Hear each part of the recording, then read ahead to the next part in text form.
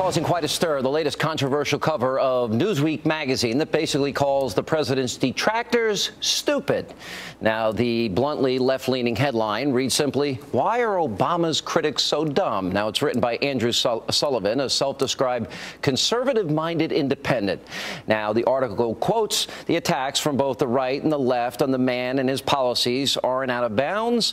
They are simply empirically wrong, given the enormity of what he inherited and given what he explicitly promised. It remains simply a fact that Obama has delivered in a way that the unhinged right and purist left have yet to understand or absorb. Their short-term outbursts have missed Obama's long game and why his re-election remains, in my view, as essential for this country's future as his original election in 2008. Joining me with reaction, editor of thedailycaller.com, Tucker Carlson, radio talk show host, the one and only Leslie Marshall, both are Fox News contributors.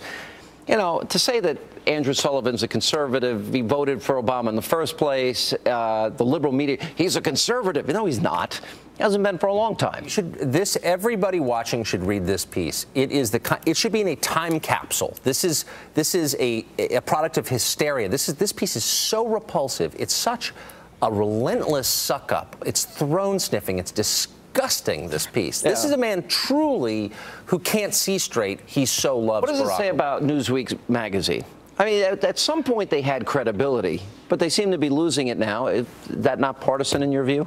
Well, no. I think it's brilliant in the sense that how many times has Newsweek been mentioned today? How many people didn't know who Andrew Sullivan, was and do now? And how many people are going to read it now that Tucker's told them great marketing. To read it again? And how many conservative writers and bloggers, basically are writing about it? So who's dumb? But it's emblematic of a larger trend, which is the press sucking up to Obama. You saw it in 2008. You're beginning to see it again. Stories about, the economy's not so bad. Actually, Obama's done a pretty darn good job. The default position for the press is to worship this guy. I don't know what there is about him they find so irresistible. They have subverted the basic mission of journalism, in my view, which is to tell the truth. This piece defends Obama without really mentioning the debt. He doesn't grapple with the fact that the debt it's as big as the economy. It's out of control. You wouldn't know that from reading this piece. It's funny because he said about George Bush back in July of 2008, it was irresponsible and unpatriotic that Bush in 8 years accumulated $4 trillion in debt. Obama has 5 and 3. $5 trillion in 3 years. What have we gotten for the $5 trillion he spent? Would we have been better off to divvy up that money and give it to the poorest 25% of Americans? Would we not be better off at this point? Tucker, don't get mad at me because this is green room chat from before the show. But, I mean, if John McCain were president, you really think we'd be looking at a 5% unemployment rate? We'd have no deficit. The world would be glorious? No. I mean, some of this is cyclical. It's not political. And it's very political now because of the election. But you can also make things worse. And it reminds me a lot of Japan and the lost decade and beyond, is that they use one stimulus after another stimulus and more government intervention, and you don't get anything for it. Albeit slowly, the government is, you like that? The government 99 is weeks of unemployment, then we don't count you, and you can get an associate's degree. The central challenge, domestic challenge for any president serving right now is the debt. It's entitlement spending. It's specifically Medicare spending. We had a bipartisan commission on the Simpson Bowles, totally ignored the recommendations.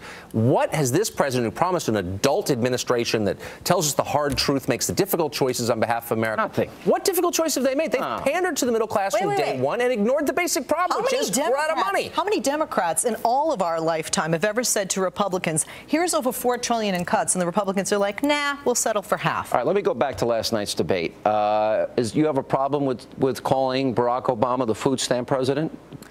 I don't, I'm not surprised. I mean, it's an election I think he's the food stamp president. We haven't had this many people on food stamps in the history of the country. But this isn't because of President Obama. This is because of the economy that we're in. Can you give me a date? Can you give me a date when he starts being responsible for the economy? At what point do we get to say it's Barack Obama's fault?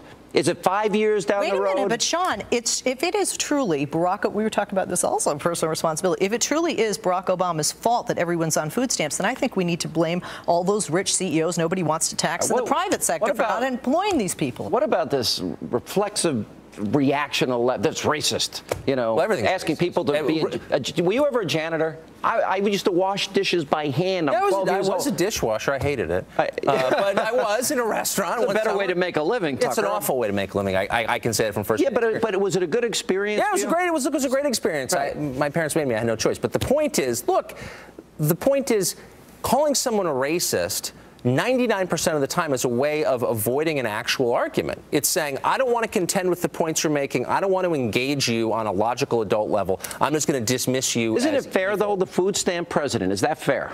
Well, I thought Gingrich did a pretty great job describing last time why he said it. And more people have joined the food stamp program under Obama than any other president. Last question we got to run. Should Romney release his taxes? Is that a problem? Of course he should release his taxes. I don't know what what is the delay? Why wait till April? Why not release them tomorrow? What's the point? Because he probably wants to do it if he wins the nomination in the general election, not the primary. He's been running for 5 years. He's all in at this point, right? Well, but he's probably thinking it would hurt him in the primary, and he'd be better off dealing with it in April, and then it'll be a non-issue by November. True, but having the numbers right there, right now, the American people will see how how elite he is of the elite. Well, I don't know. You should be able to defend your own tax return. I have no reason to believe there's anything bad about Romney's tax return, but what's the problem with defending it? I think he's making a story by not just, release it tomorrow, 2 days of, oh my gosh, what's this? And then it's over. Hey, listen, at least he's done deals. Think of it this way. Barack Obama's biggest deal was that corrupt land deal with Tony Resco. He hasn't.